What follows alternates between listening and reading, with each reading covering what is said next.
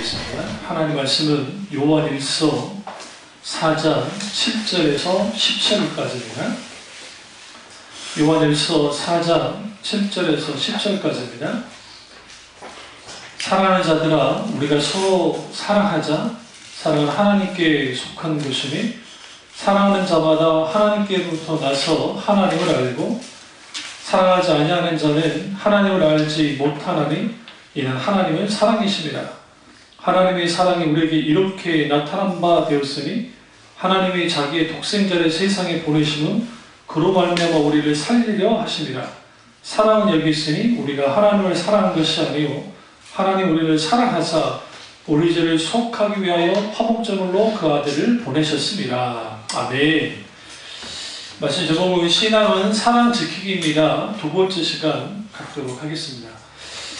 지난 주에 신앙은 사랑입니다 라고 제가 나눴고요. 이게 아마 세 번째 시간이에요. 두 번째 시간이고 세 번째 시간 같은데요.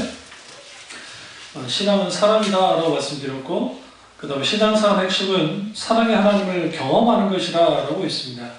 오늘 세 번째는 사랑을 지켜야 된다는 겁니다. 사랑 지키기. 오늘은 하나님의 사랑 지키기에 대해서 우리가 은혜를 나누도록 하겠습니다.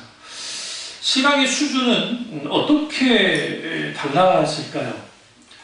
많은 사람들이 이 사람 참 믿음이 좋아, 이 사람 참 신앙 수준이 있는 것 같아 라고 할 때는 그 사람이 기도를 얼마나 많이 하고 또 교회에서 헌신 봉사 얼마나 많이 하고 또 예배 시간에 빠지지 않고 잘 참여하고 또 어떤 여러 가지 어떤 걸 할 때 교회에서 모범적인 어떤 모습을 보여주면 참 그 사람 신앙이 있고 참 수준이 높은 것 같다라고 이제 우리가 그렇게 이제 평가합니다.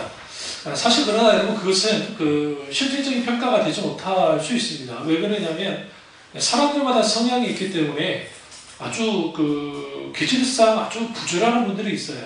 그런 분들은 부지런하게 또 하는 것이 일상입니다. 또 그러지 않는 사람들도 있고요. 그럼에도 불구하고 신앙의 수준은 하나님의 사랑이 그 사람에 얼마나 있느냐에 따라서 달라집니다. 그러니까 우리가 하나님의 사랑이, 우리가 가지고 있는 하나님의 사랑의 정도만큼 내 신앙도 그 정도 수준이에요. 그러니까 우리가 지금 생각할 때 내가 하나님을 사랑한다 할 때에 아주 내 발바닥만큼의 사랑한다 하면 우리 수준은 그 정도예요. 신앙의 수준이. 왜 그러냐면 성경에 사도 바울이 서신을 쓸 때에 세 가지 중요한 단어를 씁니다. 하나는 사랑, 하나는 믿음, 그 다음에 하나는 소망이에요. 우리 너무 잘 아는 믿음, 소망, 사랑이라고 합니다.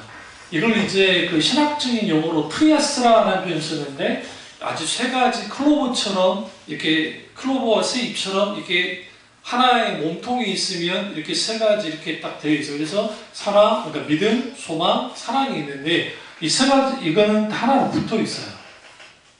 그러니까 우리 가운데 믿음과 소망과 사랑이 있어야 우리 신앙이 어떨 수 있냐면 바로 설 수 있습니다.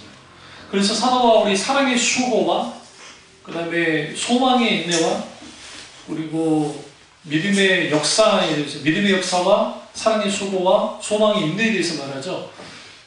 믿음의 역사, 우리가 가지고 있는 믿음은 믿음의 역사가 나타나야 됩니다. 그리고 사랑의 수고는 있습니다. 사랑은 수고하는 겁니다.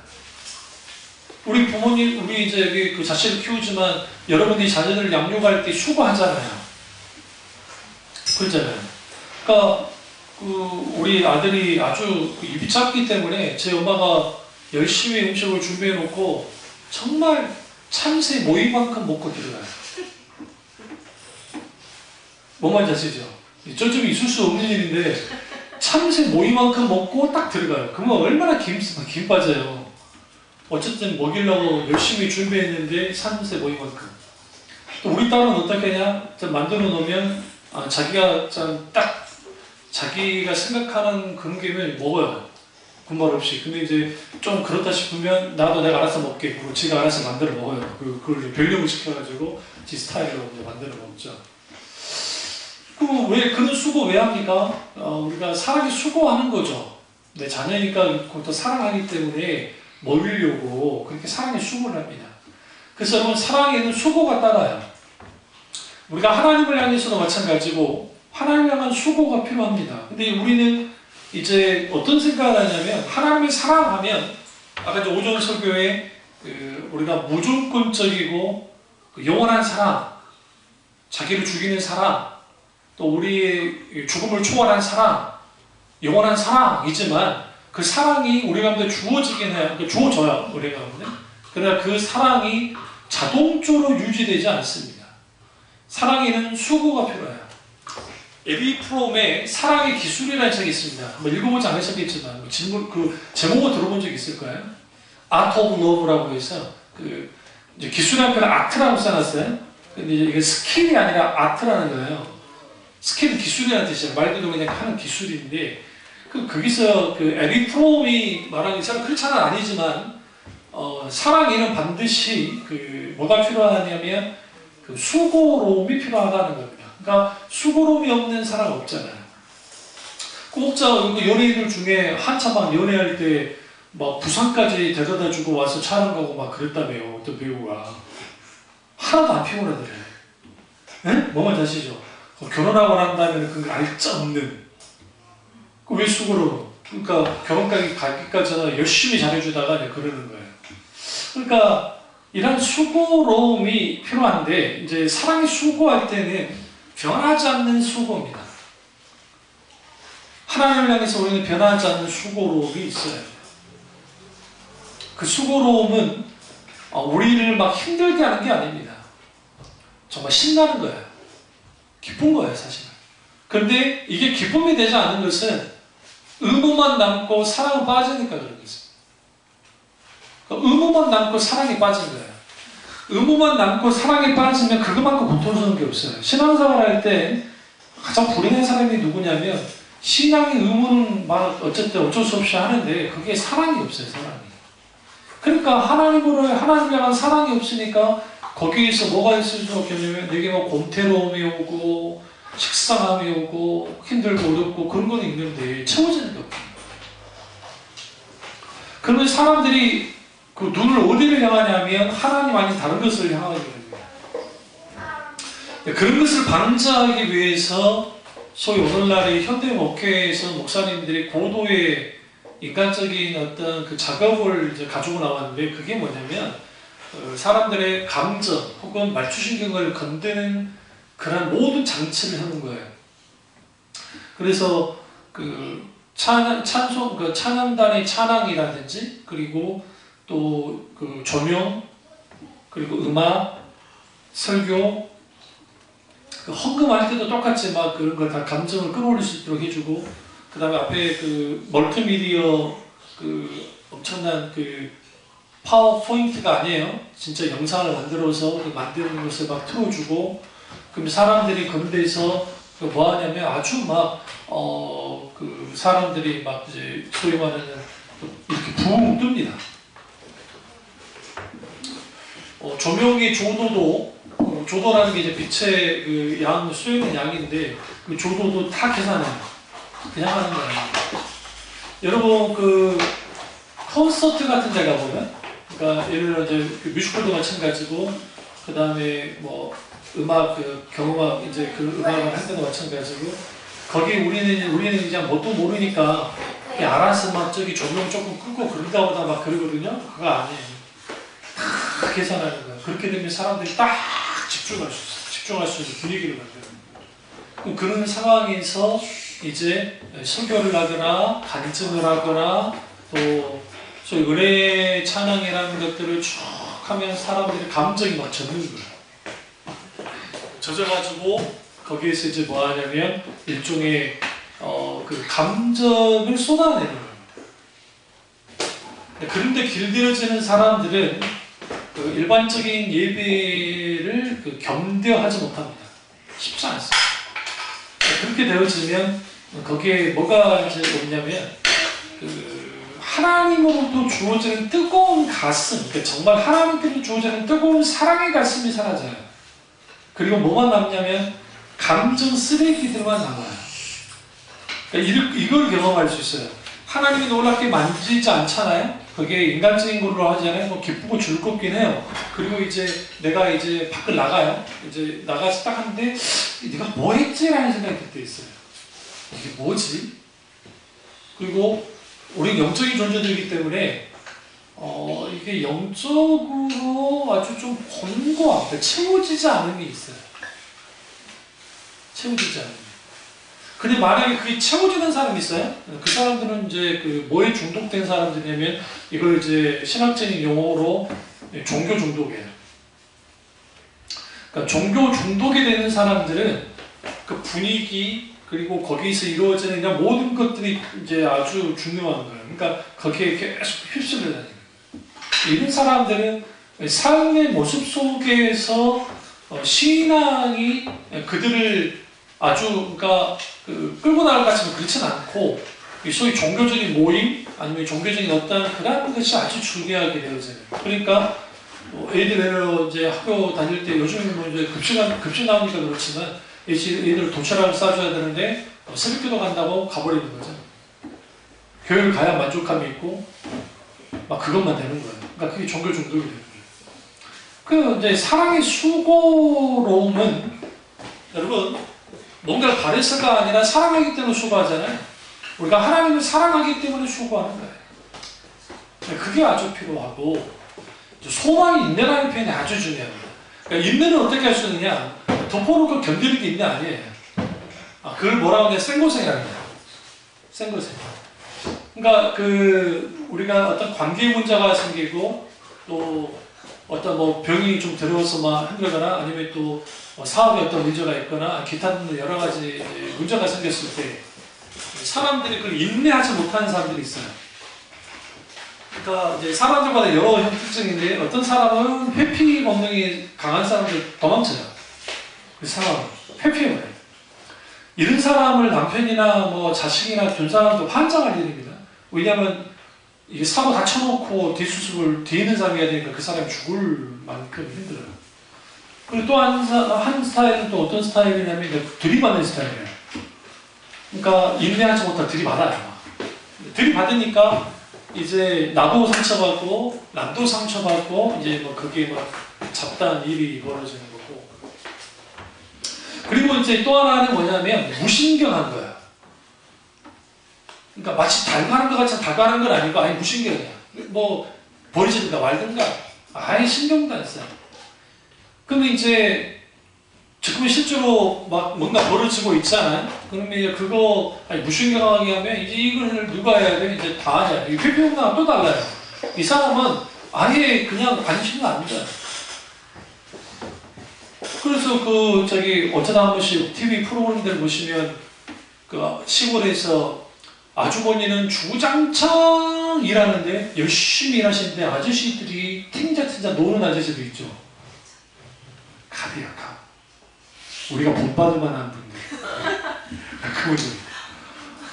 그리고 왜 그러냐? 아주머니 막 열심히 일해야 그래. 일해줄게 라고 거기 가서 놀고 있어요.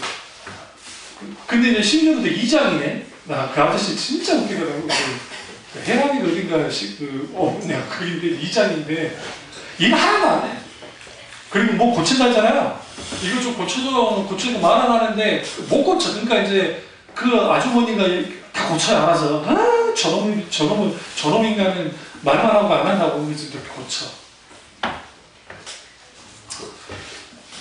그래도 그분들은 그 아저씨들은 그래도 부인 잘 만나가지고 그렇게 사는 거예요. 성깔 있는 아줌마 만났다가는 이제 끝난 거지. 끝장나는 거지 뭐. 그러니까 여기서 인내한다 할 때는 뭐가 요구되냐면 내가 왜 인내해야 되는가가 중요해요. 왜 인내해야 될까? 어쩔 수 없는 상황이니까 인내하는 거냐? 그렇진 않습니다. 모든 인간의 인내의 이유는 어디 있냐? 이것도 십자가에 있습니다. 목사님, 인내하는 것과 십자가하고 뭐가 차이가 있습니까? 있죠. 성경은 인내를 이렇게 표현합니다. 다른 표현에서는 오래 참음이라는 표현을 씁니다.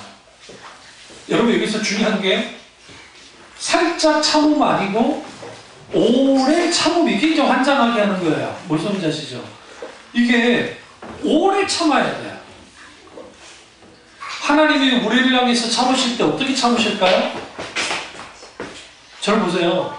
우리 전 세계를 참아줘요. 그러니까 지금 나만 참아주는 게 아니라 내 인생의 전체를 참아주신다고요, 하나님이. 그러니까 하나님의 속성 중에, 그분의 성품 중에 아주 독특한 게 있어요. 그게 뭐냐면, 우리 같으면 그냥 때를 쳐버리고 그냥 두드러 까버릴 것 같은데, 하나님은 신기할 정도로 잘 참으세요. 그 이유가 뭘까요? 사랑이 너무 커서요. 그 김수민 씨가 나와가지고 그 다큐 TV조선에서 인생 다큐인가 뭔가를 하게 돼서 잠깐 봤었는데, 그 남편이 한량이에요. 한량 아세요? 한량? 한량. 근데 그 시어머니 그때 그 차 사고로 돌아가실 때 그 후유증으로 3년 동안 고생을 했는데, 그때 그 참 잘해주셨나봐요. 그 부부 되신 아저씨가 너무 잘해줬어요. 그러니까 그 잘해준 게 있어가지고 그 사건이 터진 지 벌써 10년 전이니까 그렇게 미운 짓을 해도 밉다가도 다 용서해준대. 고맙대. 여러분, 인내는 생으로 짜도 있냐 안 돼요. 그러니까 이제 우리는 어떤 사람에 대해서 인내할 때 인내가 안 되는 이유는 뭐냐면, 우리의 인내의 지수가 있는데 쌓아요. 하나씩 쌓고 쌓는데 이 인간이 또 해! 그때 이제 폭발하는 거야. 근데 둘이 한바탕 하고 막 하고 이제 그런 다음에 또 이제 열혈 남아로서 이제 잠시 이제 소강 상태에 가는 거야. 그리고 또 다시 또 쌓고 한다고요.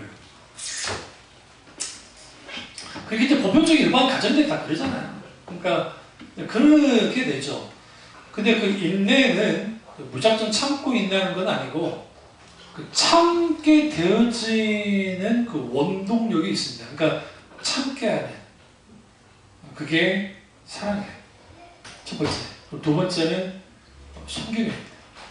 섬기는 거예요.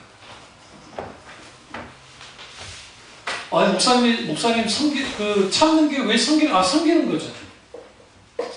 섬기는 거죠. 그러지 않으면 안 돼요. 그리고 또 하나는 compassion, 긍휼이에요. 긍휼히 여기셔야 돼요. 하나님은 우리에게 누군가를 향해서 긍휼히 여기는 마음을 주시면, 그 긍휼히 여기는 그 마음을 가지고 인내하는 거예요.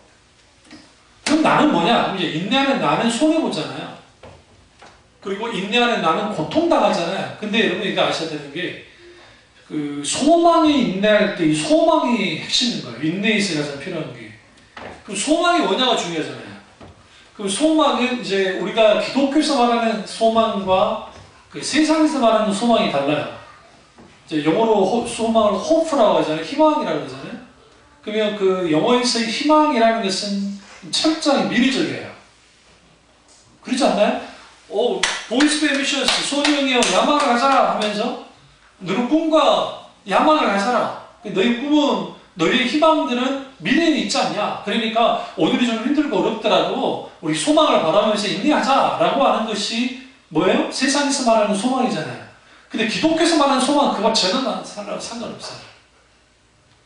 그러니까 소망이라는 것이 미래적인 것은 분명해요. 그러나 성경은 그렇게 보지 않아요. 어떻게 보냐면, 그 소망이 그러니까 이걸 이제 그 사도 바울이 산소망이라는 표현을 썼어요. 산소망이 뭘까요? 살아있는 소망. 그러니까 우리 안에 소망이라는 것이 저 멀리 아마 이제 좋은 일이 있을 거야, 내게는 그런 희망이 있어, 그런 소망이 있어, 그게 아니라 내 속에 살아 움직이는 소망이 있어요. 그게 뭐냐? 하나님의 나라예요. 하나님의 나라. 하나님 나라의 소망이 사랑이 지금 우리 속에 살아 움직이면 우리는 그것을 통해서 뭐 하느냐? 인내하게 돼 있어요. 거기에 수고로움이 있고, 거기에 오래 참음이 있고, 거기에 긍휼이 있고, 거기에 섬김이 있고, 거기에 사랑이 있는 거예요. 이게 안 되니까 우리는 뭐 하게 되어지냐면 자꾸만 이게 안 되는 거예요. 사람들이 어떤 문제를 겪게 될 때에 주로 어디에 상처를 받냐면 마음의 상처를 받습니다. 근데 여기서 아셔야 되는 게 뭐냐면 그게 부모이든 뭐 자녀이든 아니면 뭐 남편이든 아내이든 어느 누구든 간에 뭐 삼자이든 누구든 간에 우리한테 말로써 공격하고 막 하잖아요. 이게 진리 아니잖아요. 성경이 이걸 화전이라는 표현을 썼거든요. 말로 공격하는 거는 불화살을 쏘듯이 쏘는 거예요. 그럼 사탄은 어떻게 하냐면요. 봐, 너는 그런 존재라고 정죄하고 성경에서는 그 부분을 어떻게 말하냐면 지켜라, 지켜라. 방패를 가지고 불화살을 쏘면 막아야 돼요. 그게 아님을 인정해야 돼요. 그러니까 만약 그런 생각이 들잖아요. 막 내 마음이 무너지고 막 그러자 되면 나사렛 예수 그리스도 이름으로 명하노니 내 마음을 흔드는 이 모든 원수의 세력에 물러가리 찌어다하며 선언해요. 속으로도 하셔야 돼요. 그런 독설의 말들이 계속 떠오르잖아요. 아직 그것은 사탄이 튼탄 건 아니에요. 상처받아서 그런 건데 이게 행동으로나만 나타나면 이제 원수가 그걸 갖다가 막 공격한단 말이에요. 그러니까 공격하기 전에 나사렛 예수 그리스도 명하는 이러한 독설의 말들과 이러한 것들은 모든 것은 이전에 제어되라고 예수 그리스도 이름으로 깨부셔야 돼요. 그래야 거기로부터 우리가 자유를 누릴 수가 있습니다. 그러면 이제 우리는 사랑을 어떻게 지킬 것인가? 오랫동안 우리가 교회를 다니면서 하나님의 사랑이시다라고 수백 번, 수천 번 들었습니다. 그래서 하나님의 사랑이시다고 교리로 배웠고 성경의 내용으로 알아요. 그래서 지식으로 하나님의 사랑을 압니다. 그런데 문제는 하나님의 사랑을 한 번도 경험하지 못한 거예요. 이게 불행한 거예요. 여러분이 신앙생활 하면서 하나님이 나를 얼마나 사랑했는지에 대한 그러한 경험의 실질적인 사건이 있어야 돼요. 그리고 갑자기 어느 날 갑자기 다가올 수 있어요.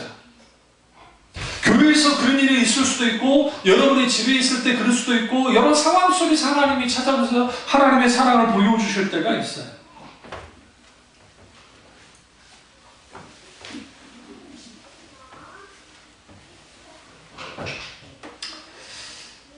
애들이 우리 쪽이 연이나 민준이나 저런 말 할 때 저는 아이일 때 100번 말로 아빠가 너 사랑해, 엄마가 너 사랑해, 너 사랑해 그거보다도 한 번 껴안아주는 게 애들은 더 사랑을 느껴요.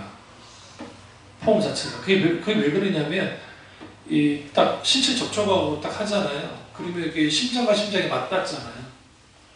접촉이 되잖아요. 100번 말하지 않아도 뭐 말로는 하겠지만 그게 쭉 들어가는 거예요. 그러니까 우리는 하나님은 여기시고 몸에 계시지 않기 때문에 그런 분이지만 우리 찬양 가운데 줄 안아주소서라는 찬양도 있잖아요. 안아달라고. 그런 게 그러니까 막 보수적인 교단에 있는 목사님들 그분들이 이게 변망스럽다. 어떻게 하나님한테 안아달라고 하는 거예요. 입 맞춰 주시는 찬도 있잖아요. 우리 입 맞춰달라고. 어우 천박하게 짜겠다고.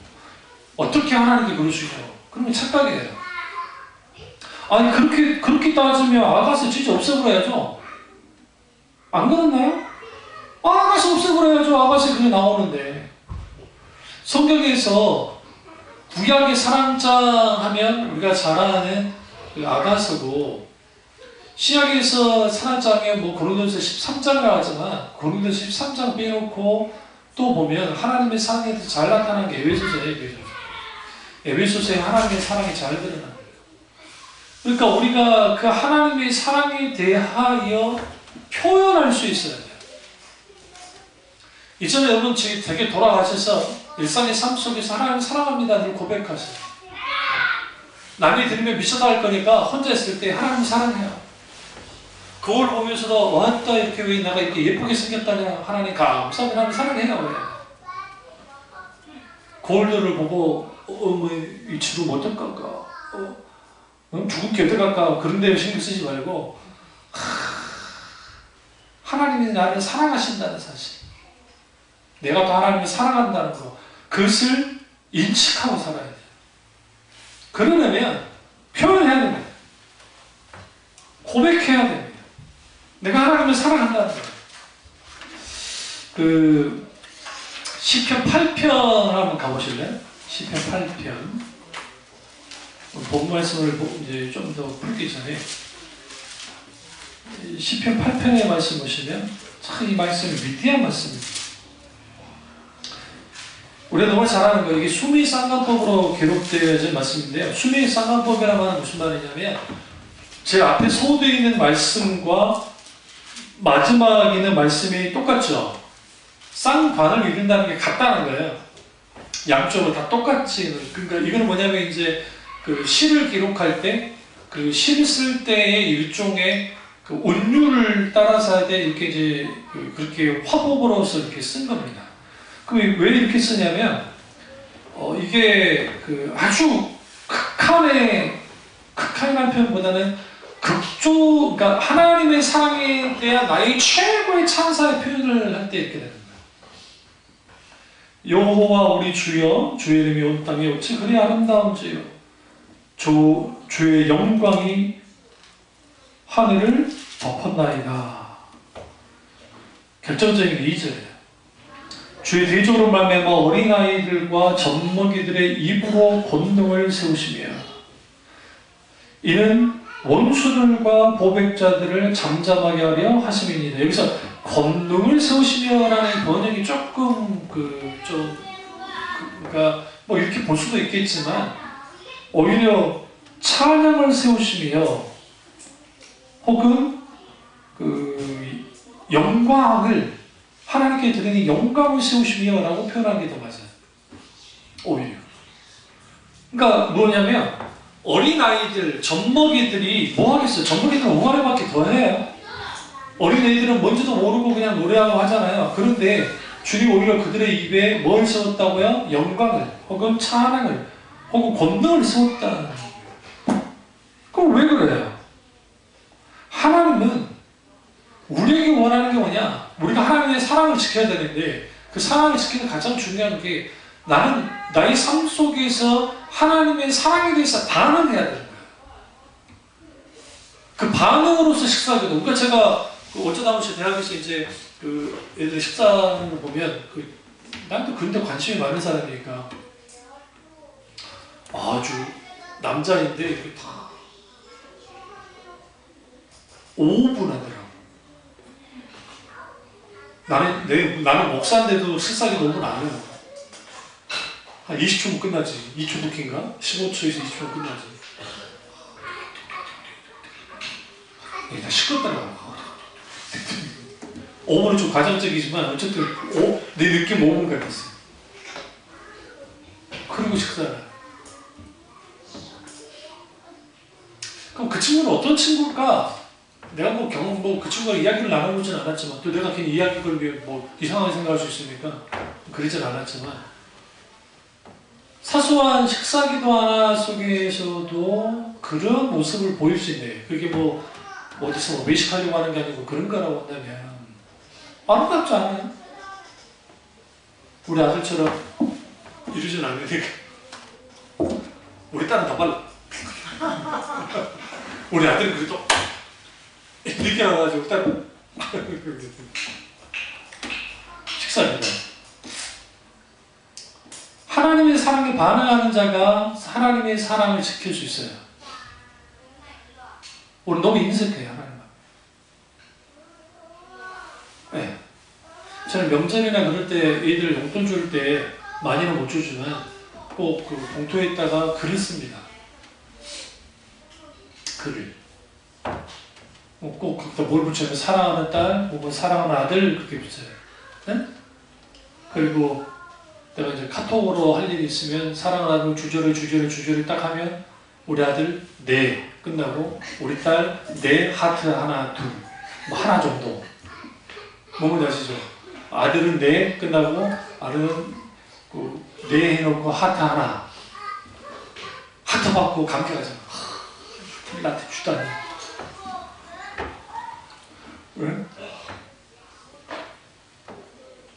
우리가 하나님과의 관계 속에서 하나님의 사랑에서 반응하는 삶을 살면 얼마나 좋을까? 근데 우리는 너무나 반응하지 않아요. 왜 그러냐면, 잘 들으세요?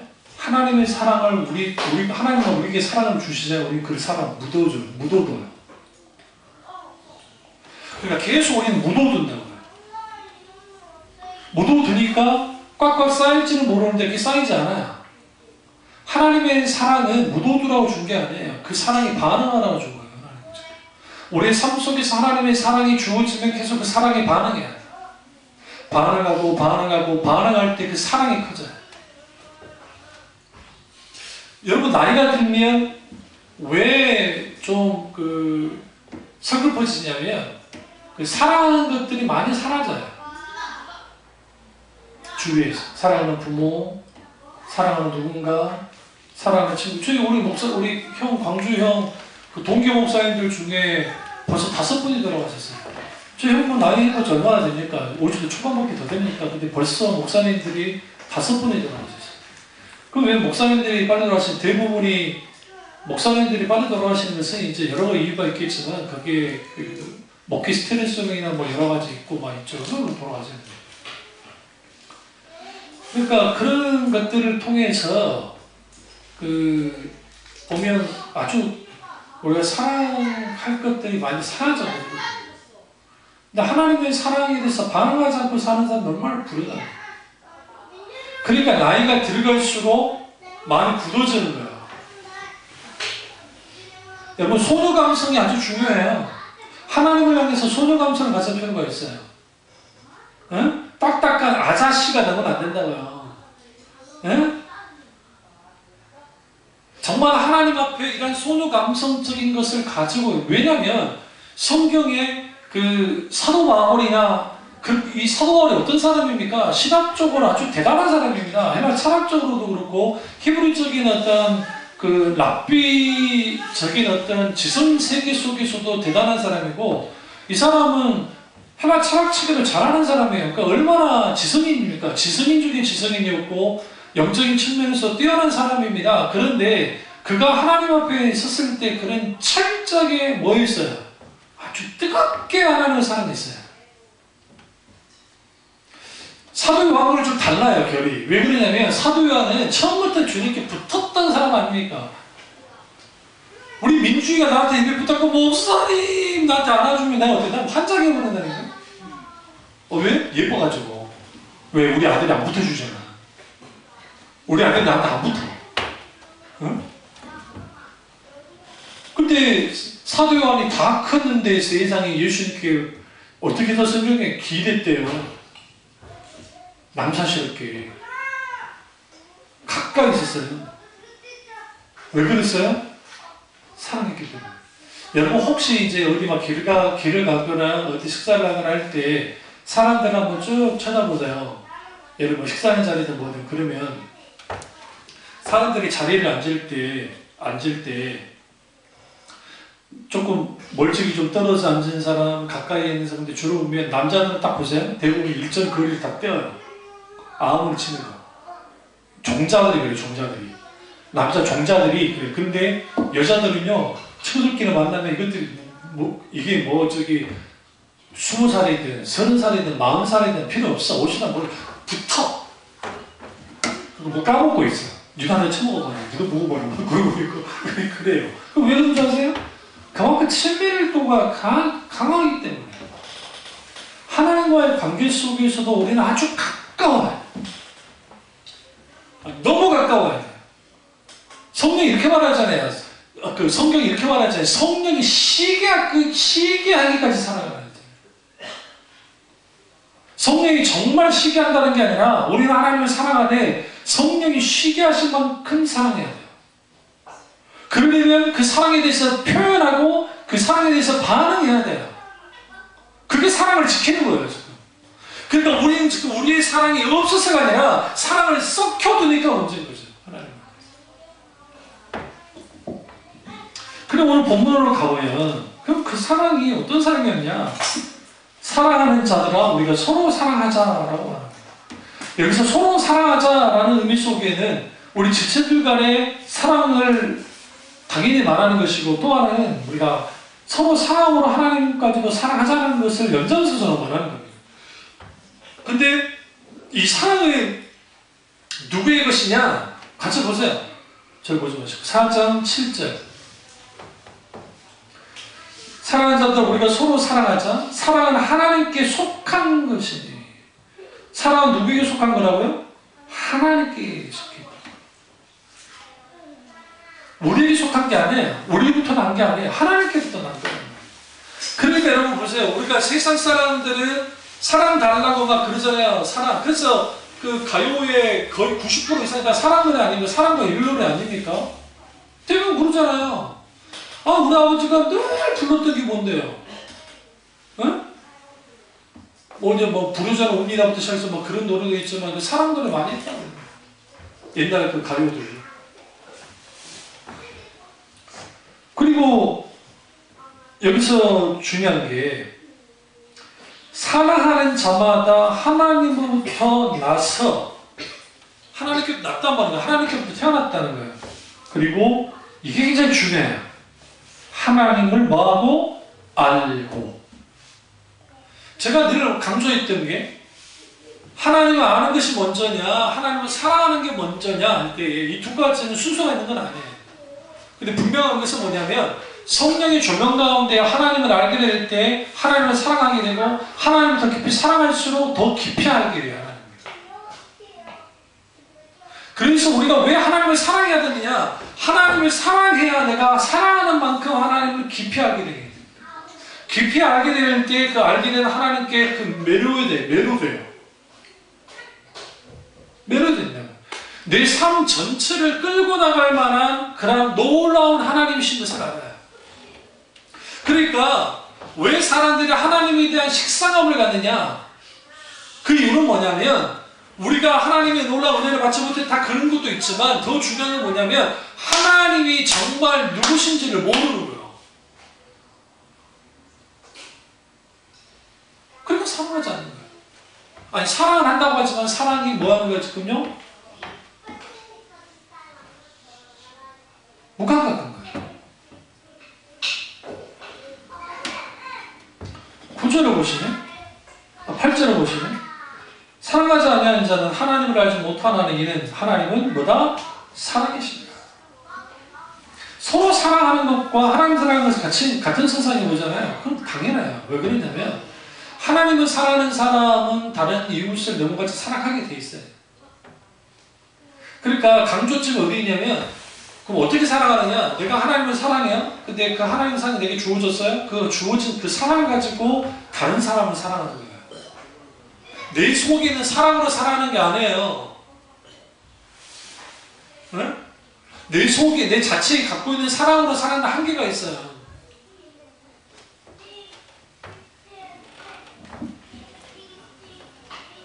그럼 하나님의 사랑은 어떤 사랑이냐? 9절에 하나님의 사랑이 우리에게 이렇게 나타난 바 되었으니 하나님이 자기 독생자를 세상에 보내시고 그런 말미암아 우리를 살리려 하심이라.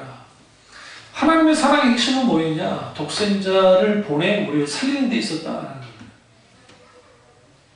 10절 그 위대한 말씀이 나옵니다. 사랑은 어디 있어요? 여기 있으니. 그럼 여기서만 여기는 어디예요? 십자가예요. 십자가. 목사님 십자가라 말이 되는데 어떻게? 아니요. 여기 보면 화목제물로 드렸다잖아요. 화목제물로 드린 곳이 어디예요? 십자가잖아요. 그러니까 여러분 내가 하나님을 사랑하려면 예수 그리스도의 십자가에서 놀라운 성령의 조명 가운데 그 하나님을 경험하여 알지 못하면 우리는 적당한 사랑하지 못해요. 우리 이것만 사랑합시다, 뭐 합시다, 하나님 사랑해요, 뭐 우리가 아무리 한다 할지라도 되지 않아요. 여기 있는 사랑, 그 사랑은 십자가에 있는 사랑입니다. 하나님 우리를 사랑하사 우리 죄를 속하기 위하여 화목제물로 뭐했다? 그 아들을 보내셨다라고 합니다. 오늘 우리에게 필요한 게 뭐냐면 이 하나님의 사랑을 갖는 겁니다. 그래야 하나님의 사랑을, 우리 속에 있는 하나님의 사랑을 뭐예요? 지킬 수 있어요. 그러면 이걸 이제 역설적으로 보면, 반대로 보면, 역설의 표현보다는 반대로 보면, 우리가 신앙생활하면서 가장 위험한 상황이 뭐예요? 시험 드는 거예요? 어떤 문제 앞에 있는 거예요? 그거 아니에요. 신앙생활하면서 가장 위험한 상태에 있는 건 뭐냐면, 하나님에 대한 사랑이 식어지는 거예요. 이게 아주 심각한 거예요. 그래서 사람들이 종교심을 끌어올리기 위해서 뭐 하냐면, 사람들이 그래서 하나님의 사랑한다는 걸 말로 표현시키고 막 여러 가지 하는 거예요. 우리 종혜형제가 힐링 캠프만 잘 갔다 왔는데, 그 비슷한 게 아버지 학교잖아요. 그 아버지 학교 같은 데 가서 막 아저씨들이 성인 아이처럼 굴면서 막 가족 폭력도 했던 사람들 거기에 가서 막 개과천선하는 사람도 있지만 그러지 못하는 사람이 부지기수거든요. 왜 그때 거기에 가서는 막 되는 것 같은 안 되냐? 그건 당연한 거예요. 왜 그러냐면 거기에 계속적으로 지속적으로 감정 터치를 해줘요. 그리고 뭐가 잘못됐는지 계속 해줘요. 그러면 처음 했을 때 느끼는 게 많거든요. 그러니까 그 느끼는 거 가지고 반응하는 거 귀한 거예요. 그럼 그런 게 사람이 변하느냐? 뭐 변하는 사람도 있을 수 있지만 사실상 거의 대부분 변하지 않아요. 중요한 것은 그런 교육을 통해서 그런 부분이 있다는 아는 것은 아주 유익하긴 해요. 유익하긴 하지만. 그러니까 사실 그러니까 인간이 변하는 것은 무슨 어떤 훈련이나 어떤 것을 통해 되지 않아요. 그러니까 예수전도단이 한참 주가가 날릴 때, 아주 잘 활성화될 때, 그때 DTS 훈련이라는 게 아주 유용할 때가 있었습니다. 그러니까 자기들 자비량으로 자기 돈을 가지고 제주도나 아니면 다른 외국에서 훈련을 받아요. 그럼 당연히 한 6개월 과정, 3개월 과정 막 그런 과정이 있거든요. 그러면 거기 들어가는 돈은 경비를 내가 다 써야 되니까 직장 생활 쉽지 않잖아요. 휴직을 하든 직장을 그만두든 아니면 그렇게 들어가서 훈련을 한단 말이에요. 그러면 아주 좋은 유익이 있어요. 은혜도 많이 받고. 그게 나를 아주 귀하게 만들어요, 사람이요. 근데 그러고 난 다음에 나온 다음에가 시작인데, 사람들 그 훈련을 받고 난 다음에 그걸로 다 끝난 줄 알아요. 그러니까 예전으로 다 돌아가요. 근데 어떤 폐인이 생겼냐? 폐단이 생겼냐? DTS 훈련 신봉자들이 생기는 거예요. 그러니까 이제 뚝 하면 또 DTS 훈련 받으러 가요. 정상이 아니에요, 그게.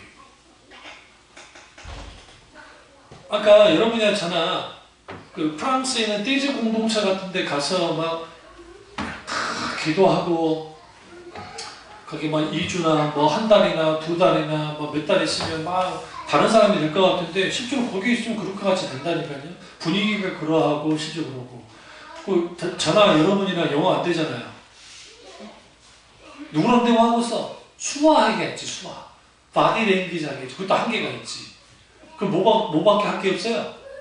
텔레비전을 보게요. 그렇다고 해서 스마트폰 같은 거 못하게 하니까. 그러면 묵상하고 기도하고 책 보고 막 그럴 거 아닙니까? 물론 거기에 떼지 공동체 한인 이제 거기에 돕는 그런 또 스태프들이 있어요. 없는 건 아니니까 그 사람들을 교류할 수 있을지 모르지만, 그럼 거기서 쭉 기도하다 보면 내가 다른 사람이 된 것 같고 실제로 그래요. 그리고 딱 된 다음에 결판은 어디서 나요? 내 삶의 현장에서 나요. 그게 사람에 따라 다르겠지만 한 달 유지되는 사람, 5달 유지되는 사람, 10달 유지되는 있겠죠. 근본적인 변화까지 가기는 쉽지가 않아요. 그래서 그게 필요한 게 뭐냐? 사랑이에요, 사랑. 하나님의 사랑이 내 중심에 자리 잡고 내 하나님을 향한 사랑이 내 삶 속에서 이전에 자주 언급되어지고 성령이 조명 가운데 내가 하나님의 사랑에 대한 감각들이 살아나야 돼요. 에디 토저 목사님이 뭐라고 했냐면 하나님을 향한 사랑의 감각은 오감으로서 경험할 수 있다고 했어요. 이게 좀 이상하잖아요. 오감이라는 게 뭡니까? 시각, 청각, 미각, 후각, 그런 감각이잖아요. 오감을 어떻게 알 수 있다는 거예요? 그건 이거예요. 첫째, 스킨십. 하나님과 스킨십이 있어야 한다. 하나님과 하나님의 사랑을 느껴가는 거예요. 저도 성령의 기름부음이 강할 때, 또 교회 사역할 때도 마찬가지지만, 그러다 마치 누군가 나를 이렇게 팍 포근히 안아준 듯한 그런 놀라운 기름부음이 올라갔을 때가 있어요. 그러니까 그러니까 그걸 하나님이 나에게 느끼게 한다 그런 건 아니고 제 경험은 그렇다는 거예요. 그리고 그런 것들이 있어요. 그러니까 하나님의 사랑을 느껴야 돼요. 첫 번째는 느낄 수 있어요. 두 번째는 하나님의 터치를 경험해야 돼요. 하나님 나를 터치해 주시는 거예요. 하나님이 어떻게 터치하실까요? 내게 찾아오셔서 때로는 기름을 부으시고 임재하시고 감동하시고 말씀을 깨닫게 하시고 기도의 응답을 주시고 또 우리가 어떤 결정을 내릴 때에 주님의 인도를 따라서 하게 하시고 때로는 공급하기도 하시고 때로는 채우기도 하는 그런 놀라운 하나님 은혜가 있거든요. 응? 요즘 우리 쌀값이 많이 비싸졌다며요. 이번에 워낙 더워가지고 공사가 이제 그게 안 되고 전 정부에서 비충비를 아주 다 그냥 써보내는 마음에 이렇게 된던데 전 정부에 그러니까 전 정부에서 그러면 그런 속에 저도 목회하면서 또 이렇게 하면서 살다 보면 희한한 게요. 쌀이 떨어질라 말라 하면 다 떨어질라 말라 그래요. 희한하게 공산품도 그러니까 우리 뭐 저기 치약, 칫솔, 뭐 저기 세제 재밌습니다. 그 다음 또 양념 신기하게 쌀이 바로 밑어요. 쌀이. 근데 이번에 또 광주에서 연락이 왔더라고요. 쌀을 좀 보내주겠다고. 그 생각해보니까 1년에 한 번씩은 보내줬던 것 같아요. 기대도 안 하거든요. 다 까먹고 있어요. 쌀 안 팔아먹어도 감사하잖아요. 그렇게 하면. 이 돈을 다 떠나가죠. 그러니까 그렇게 뭐 많이 온 건 아니지만 그럼에도 불구하고 그런 것처럼 하나님을 공급하시고 하나님이 역사하시고 하나님이 놀랍게 하는 그런 것들, 그 터치를 경험해요. 그러기 위해서는 기름 부음의 회복이 아주 중요해요. 여러분들 성령의 기름 부음이 회복돼야 돼요. 응? 그래야 그 속에서 놀라운 성령의 기름 부음의 역사가 있으면 그 하나님이 나를 직접 나와 함께 하시고 하나님 나를 만지신다는 걸 알아요. 그 기름 부음이 딱 사라지잖아요. 성령의 기름 부음이 딱 사라지면 하나님이 나를 어떻게 만지는지 잘 몰라요. 물론 그렇다고 해서 이런 기름 부음의 역사가 없으면 하나님이 역사하지 않느냐, 그건 아니에요. 그건 또 잘못된 거예요. 그렇게 생각하고 하나님 내가 느끼든 안 느끼든 내게 역사하시는 건 분명하지만 그럼에도 불구하고 영적인 측면에서 큰 유익을 주는 게 성령의 기름 부음입니다. 세 번째는 하나님의 선하심을 맛봐야 돼요. 아침에 감정적으로 하나님을 느끼고 스킨십, 그리고 하나님의 터치, 그리고 하나님의 선함을 맛보는 거예요. 너희는 하나님의 선하심을 맛보아할지어다 라고 그러잖아요. 여러분, 그러니까 아세요? 인간이 살아갈 때 가장 감각이 늦게 퇴화하는 게 뭘까요? 후각이에요. 그러니까 우리 이제 나이 들면 우리 딱 40 넘어가면은 노안에 와서 눈이 딱 먼저 이제 맛이 가잖아요. 그리고 나이가 좀 들어오면 이제 듣는 게 잘 안 된단 말이에요. 듣는 것도 이제 그렇고. 후각, 제가 그 중대 병원 가보면 후각 문제로 생각보다 사람들이 많이 와요. 그 냄새 큰 힘이, 그 냄새를 못 맡는 거예요. 그래서 그런 사람, 그 다음에 이제 비염. 후각은 비염과 관계 있으니까 그럼 이제 비염 때문에 수술을 해야 되는데 지금도 있지 않은 게 어떤 그 부장이 생긴 한 고등학교 1학년이나 중3쯤 되는 여자애가 엄마랑 왔어요. 그래서 이제 내가 담당하는 교수님 말고 다른 이제 옆방에 있는 교수를 만나러 들어가는 거예요. 처음에는 그냥 스마트폰과 촉탁인데 시무룩해 하고 얘가 나왔어요. 그래서 이거 뭔 일인가 했더니 나는 또 그런 거 잘 듣잖아요. 호기심이 많아가지고 수술해야 된다 소리. 그러니까 괜히. 근데 이제 쭉 들어보니까 그게 뭐 심각한 수술은 아니고 좀 간단히 이제 수술하는 건데 그래도 얘가 그 수술하는 게 그게 얼마나 큰 겁니까? 의사들이야 지 새끼, 지 자식이 아니니까 수술 별거 아닌 것처럼 막 말하지만 그 부모 입장이 그러잖아요. 오히려 그 엄마는 태어났는데 그 얘기가 그 표정이 진짜 웃겼어. 그러고 이제 시무룩해하고 가더라고. 그래서 이제 웃고 말하는데 우리가 이 맛본다는 거, 근데 이 맛은요, 여러분 잘 아셔야 되는 게 입맛은 아주 이 뭡니까 이 변질이 많습니다.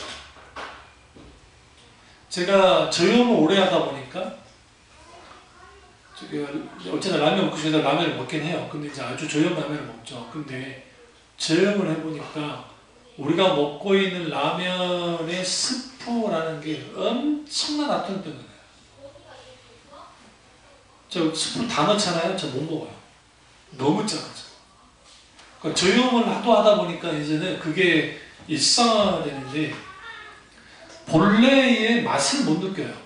단짠되면. 그러니까 달고 짜게 된 음식을 계속 먹다 보면 그래서 일본에 미각 상실 환자가 많고 이 병원에도 그 미각이 잃어버린 사람들이 오는 사람도 있어요. 그 클리닉이 있는데 많지는 않는 것 같은데 그래도 있더라고요. 그런데 일본의 환자가 갑자기 50만 명 이상이 갑자기 획기적으로 늘어날 때가 있습니다.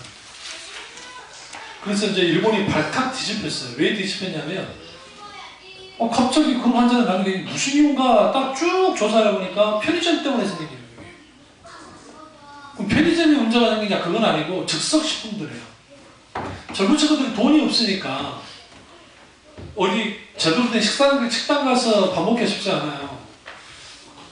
그러니까 이 친구들이 요즘 우리 사회도 참 그게 문제긴 한데 너무 있을 때 많이 먹는데 근데 그 편의점 도시락 이제 사발면이나 막 그런 음식 그리고 반조리되어있긴 했지만 그게 갖가지 MSG 같은 게 인공 조미료, 합성 조미료 같은 게 많이 들어가는 것들을 계속 먹으니까 어느 시점 딱 되니까 미각이 딱 사라져 버려요. 그럼 우리 미각 사라지면 우리는 별 문제 없을까 생각하죠. 생각보다 자살을 많이 했어요. 미각 상실 때문에. 즐거움이 없어져. 먹는 즐거움이 사라져버린 거예요. 여러분 생각해보세요. 뭘 먹었는데도 뭔 맛인지는 모르겠어요. 더 심각한 게 뭔지 아세요? 이게 상했는지 안 상했는지도 몰라요. 음식에 대한 맛에 감별력이 없으니까 이게 상했는지 안 상했는지도 몰라요. 이게 아주 심각한 거예요. 오늘 우리가 하나님의 사랑에 대한 미각이 하나님의 선하심을 맛보할지어다라는 말씀처럼 그 하나님을 맛보는 것들이 사라진 이유는 뭐냐면 많은 경우에 많은 사람들이 어떻게 되어졌느냐 이거예요. 저는 어렸을 때 음식을 잘하는 어머니 밑에서 자랐기 때문에 맛없는 것이 이해를 못했어요. 그러니까 어느 집에나 다 우리 집처럼 다 그냥 맛있고 그런 집인 줄 알았는데 어쩌다 친구 집에 놀러가서 한 입 떠먹다가 뱉을 뻔한 적이 한두 번이 아니에요. 진짜로요. 우리 형 스토리가 하나 있잖아요. 결혼하려고 이제 여수 장인 장모 집에 가가지고 음식을 내왔더래. 딱 보니까 일단 별로 맛이 없게 생기긴 했대. 그래도 괜찮겠지 하고 한 입을 넣었는데 뱉을수 먹고 먹었대. 꾸역꾸역. 그래서 우리 어머니한테 와서 그랬다잖아요. 맛없습니다. 음식 솜씨가 없으세요. 우리 사돈 어르신이. 그럼 우리 형수가 음식 솜씨가 있을까요? 없어요. 본인도 인정하니까. 없어요.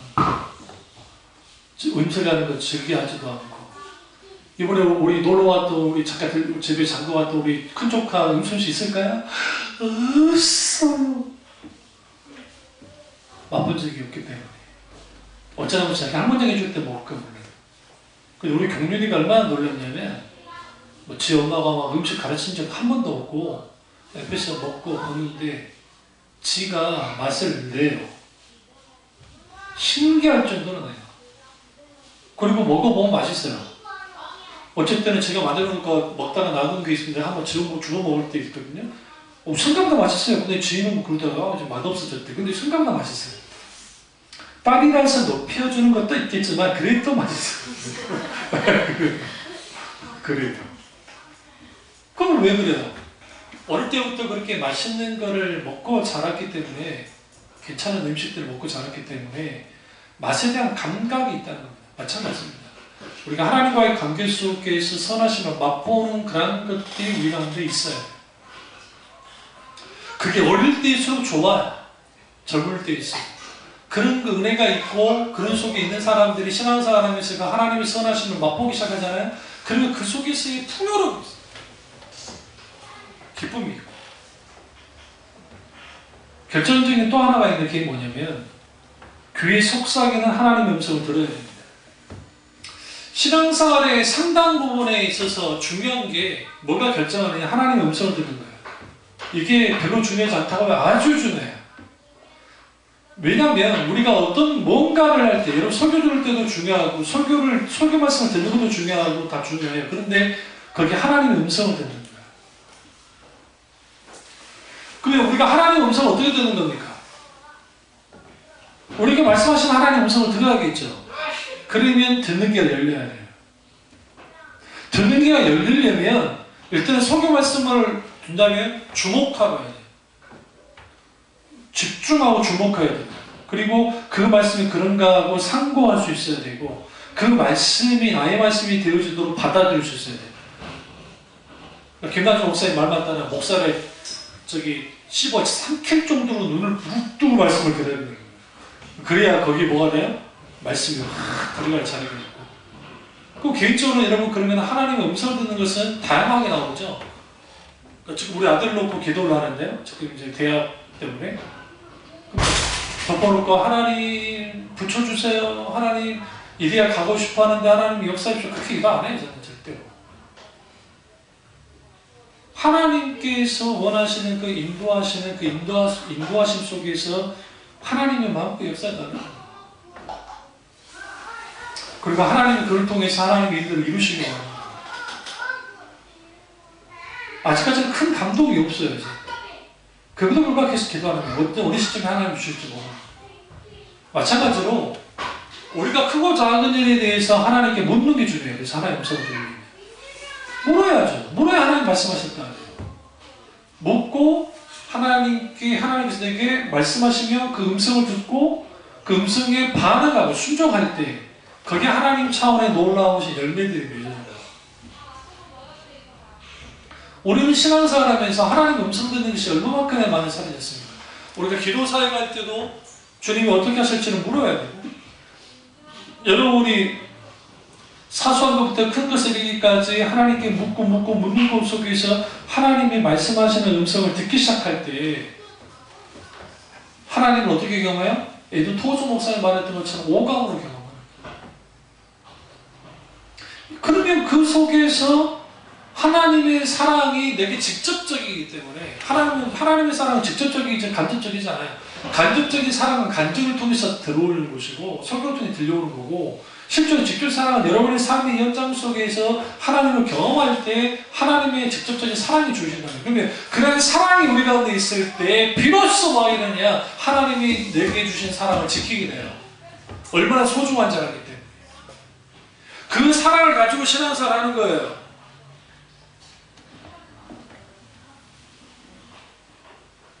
이 말씀하고 끝내겠습니다만은, 하나님을 뜨겁게 사랑하려면 하나님은 우리를 얼마나 뜨겁게 하시는 분인지를 먼저 알아야 되고, 그리고 그 하나님의 사랑이 얼마나 강력하고 풍성한 것을 경험해야 돼요.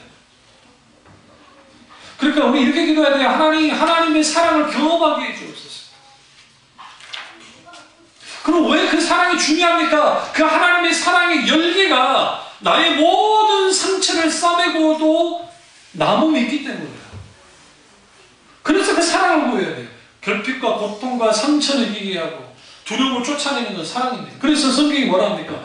하나님은 두려움에게 두려움을 주셨고 사랑이 뭘 쫓느니라 두려움을 쫓는다 생각합니다. 두려움의 반대는 뭐라 했어요? 믿음이라 했잖아요. 믿음의 반대는 두려움이에요. 왜 그러냐면 믿음은 하나님 절대로 신뢰해야 되는데 두려우면 하나님을 절대로 신뢰하지 못해요. 그런데 우리 생각에는 내 믿음이 더 커지면 이 두려움을 쫓아낼 것 같잖아요. 그런데 아니에요. 사랑이 두려움을 뭐한다고요? 쫓아낸다. 하나님의 사랑이 우리 있는 두려움을 쫓아냅니다. 그러면 우리 속에 있는 뭐가 있게 되어져요? 우리 속에 있는 믿음이 정상 작동하기 전에 믿음. 그렇게 되면 거기에서 뭐가 되느냐? 내 속에서 큰 변화가 일어나는데 그게 뭐냐면 하나님을 뜨겁게 사랑하게 되는 거예요. 그렇게 뜨겁게 하나님을 사랑하게 될 때에 우리는 뭐 해야 되느냐? 이제는 이 하나님의 사랑을 지키기를 원하게 되어 있어요. 어떤 것보다도 하나님의 사랑을 지키기를 원합니다. 다음 주에 이 부분을 좀 더 살피겠습니다. 조금만 더 살피다 아니면 다음에 미뤄서 하겠습니다만은 결국은 하나님의 사랑을 하나님의 사랑을 지키게 되는데 그럼 왜 우리가 하나님의 사랑을 지켜야 되느냐? 이건 딱 한 가지예요. 하나님은 우리의 관점에서 하나님을 볼 때 하나님이 나의 모든 것이길 원해요. 반대로 우리 또한 하나님이 나의 모든 것이길 원해요. 그러니까 하나님은 우리가 하나님의 모든 것이에요. 하나님께는 나도 하나님이 나의 모든 것이에요. 그렇기 때문에 이 자리에 그 자리에 뭐가 있어야 되냐면 하나님의 사랑이에요. 이 설교를 여러분 반복적으로 들으셔야 돼요. 왜냐하면 지금 3주간에 걸쳐진 이 설교가 한번 들어보셔야 돼요. 교회 홈페이지에 들어가셔야죠. 아니면 CD를 통해서라도 이렇게 듣고 들어야 돼요. 왜 그러냐면 하나님의 사랑이 분명하고 오늘 오전에 있었던 그 사랑 설교도 마찬가지고 그 설교들을 쭉 들어보시면 그 사랑이 얼마나 가치 있고 소중한지를 알아야 돼요. 그거는 결심해야 돼요. 무슨 결심을 해야 돼요? 뭔 결단을 해야 돼요? 아하, 내가 하나님의 사랑을 뭐에다 지켜야 되겠구나. 왜? 신앙은 사랑을 지키기 때문에 그렇습니다. 이를 알고 하나님의 놀라운 사랑, 그 크신 사랑 안에 살아가는 참여정학교 교우들 되시기를 주님으로 축원합니다. 기도하겠습니다. 기도하실 때 하나님이 정말 내게 사랑 베푸셨는데 하나님 사랑을 지키고 하나님 사랑을 오감으로 경험하는 우리가 되게 해달라고 기도하겠습니다. 사랑해 주님 역사에 우리 우리와 함께해 주옵소서. 아버지의 사랑을 우리도 온전히 지킬 수 있도록 베풀어 주옵소서.